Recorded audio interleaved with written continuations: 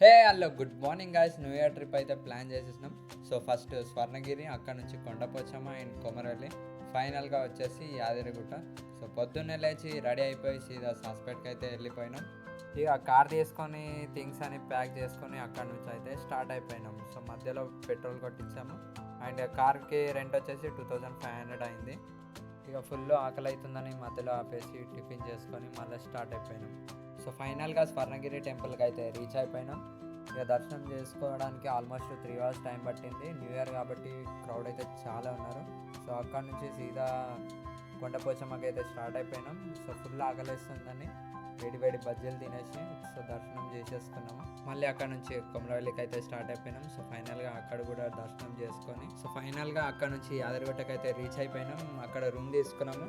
1000 rupees అయితే పడ్డది. Room అయితే చాలా స్పేషియస్గా ఉంది. ఈజీగా 5 మెంబర్స్ అయితే కంఫర్టబుల్గా పండుకోవచ్చు. అండ్ మార్నింగ్ అయితే వాటర్ కూడా ప్రొవైడ్ చేస్తారు. సో ఆకలేస్తుందని సో ½ కేజీ చికెన్ తెచ్చుకొని చికెన్ వండుకొని మంచిగా తినేసి పడుకున్నాం.